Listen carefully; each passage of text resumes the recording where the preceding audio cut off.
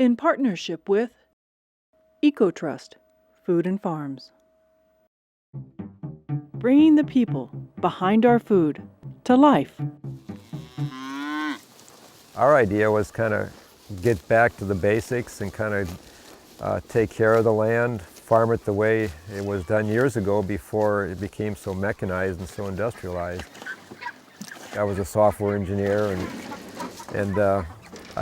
had done that for about 25 years. I guess I was at a point in my career where I was ready to do something else. I was tired of the cubicle kind of work style where you just get up every day, you go to a small cubicle and you work. And then we also kind of, as a family, wanted to do something that was more family inclusive, family friendly. Most of the projects I worked on were classified, so my family couldn't even come and see where I worked or what I did because you had to have a security clearance to get in. And so we started thinking about, well, what could we do more as a family? And I think it was Marilyn that found this book called You Can Farm by Joel Salatin. And she read that and got excited and gave it to me, and I read that and for the first time really got excited about farming, because up to that point I don't think I'd even given farming a thought, because I had never grown up in that kind of environment, and I just figured, well, you have to kind of really know what you're doing in order to be a successful farmer, and I had no background in that. But after reading this book, we discovered, well, it's not quite as complicated as a lot of people think, or certainly as I thought originally. So that's kind of what got us started in thinking about farming as a lifestyle change. Then we wrote to Joel and asked if he knew of anybody out in the West that did that kind of farming that we could kind of go and work with and observe. And he didn't know anybody out here, so we wrote back and said, well, could we come back there and work with you for a while? He said, sure. So we leased out our house, put all of our stuff in storage, and lived in a tent trailer, 5 of us. For 5 months? For 5 to 6, well, about 6 months, wasn't it? Mm-hmm. Anyway, and went back and worked with Joel to make sure, because this was a big step, to make sure that this is something that we'd want to do. And then we decided, yeah. So we started looking along I-5, a place in the country, but yet close to population areas so that we could market the products. Hey, piggies. We've got them out in the woods where they're under oak trees, so they look for acorns. They love the acorns that have fallen on the ground, and they just root and play and are happy.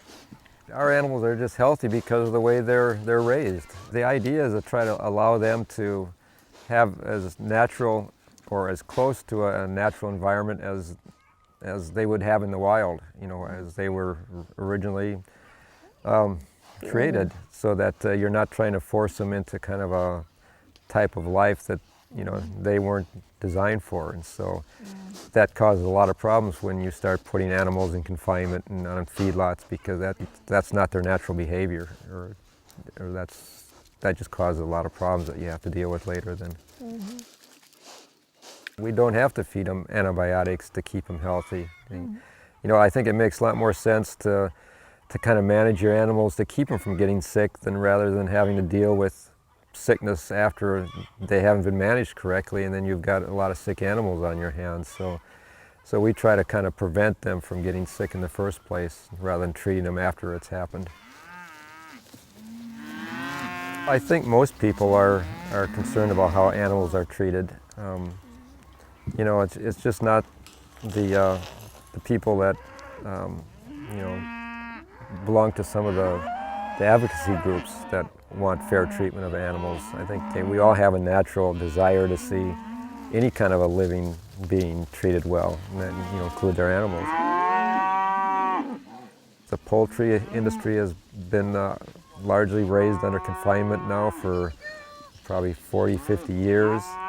The feedlot for cattle has been around for probably almost that long, where they confine thousands and thousands in a relatively small area for the last 30, 60 days, sometimes longer.